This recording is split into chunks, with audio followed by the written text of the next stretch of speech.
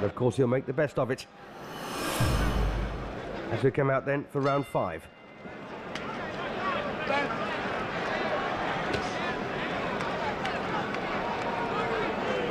So, across Muhammad Ali.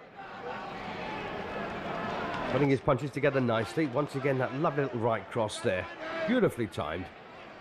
And he sees the openings like no one else.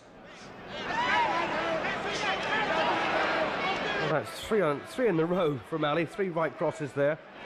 Almost using the right hand as a jab.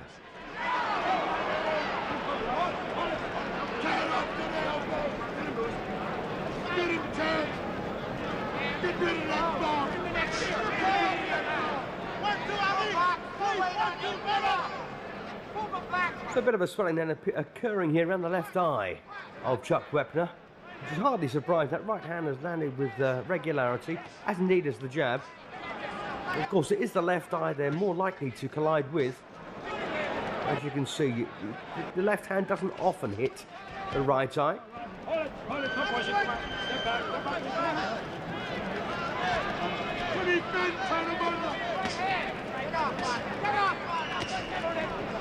Well, Ali now beginning to put his shots together quite early on here. Is the aggressor, not wishing to let Wepner get close to him, rough him up.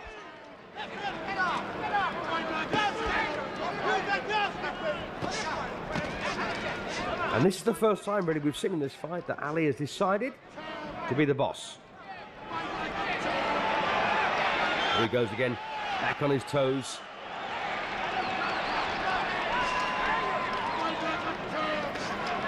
Floats like a butterfly, stings like a bee.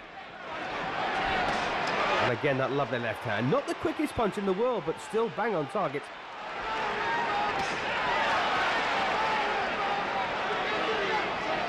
And Wepner now getting befuddled here by these shots. I don't think he's landed at one single scoring punch so far here in this round. Well, Ali just proving how easy it can be. And again, that left hand prodding into the face. Like a ramrod, really.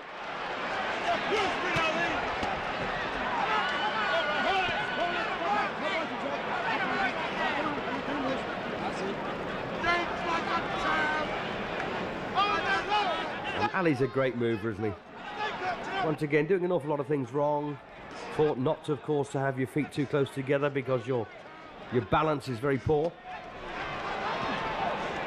Ali, as I say, does an awful lot of things wrong, but does them so well.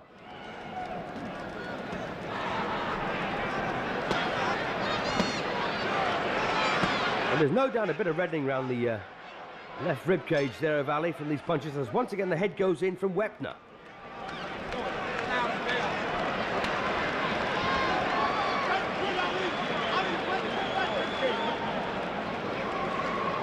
So Chuck Wepner then managed by Al Braverman, and I just wonder what he's got to say about this.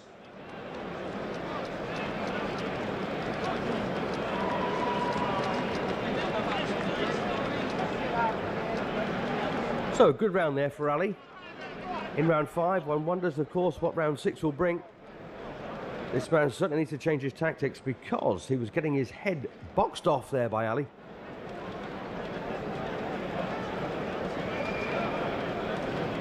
Incidentally, nothing but plain old water is allowed to be used to sustain the fighters during the rounds. Nothing but Vaseline, of course, on the eyes.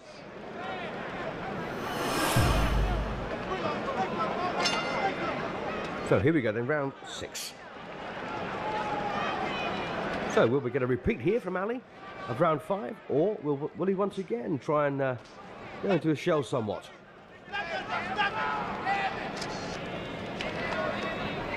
Of course, he doesn't want to make this one look too one-sided. WBC and WBA championships, of course, on the line.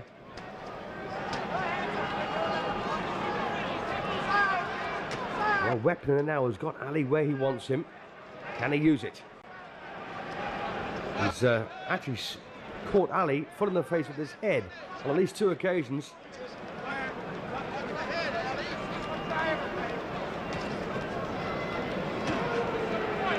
Well, Ali now has gone back into his shell once again, and Wepner having his moments here, trying to make the best of this opportunity as the crowd boo Ali's tactics.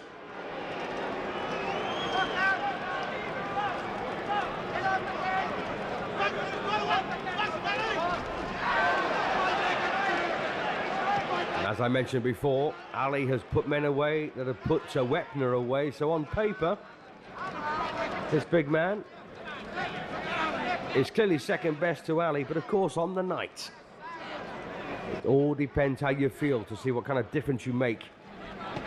And Wepner has been dying for this opportunity. And of course against the man he's facing. And he's bound to do much, much better than he possibly even thought himself. And once again catching Ali down the back of the neck. That is the definition of a rabbit punch, by the way. But hardly Wepner's fault to say there's nowhere else for him to land. Although having said that, if you do hit the gloves of your opponent, it can often have quite a concussive effect. Ali's done nothing so far in round 6.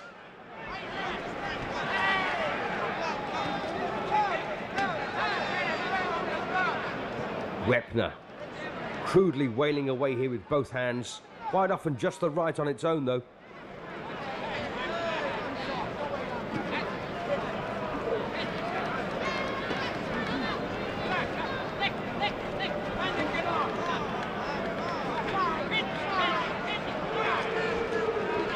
Well, Wepner still looking for a way through here. Doesn't realise that there's a bit of a space there for the left hook.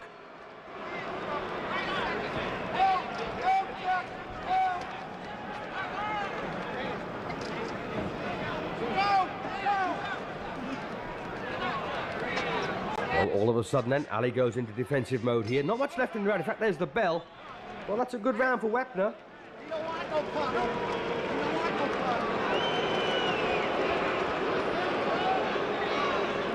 Well, Ali's still a couple of points in front on my scorecard. But Wepner taking full advantage of the chances he gets. As I say, I think there is some psychological baggage from that 8th round win over George Foreman and that points win over Joe Frazier at Madison Square Garden. Ali must feel invincible.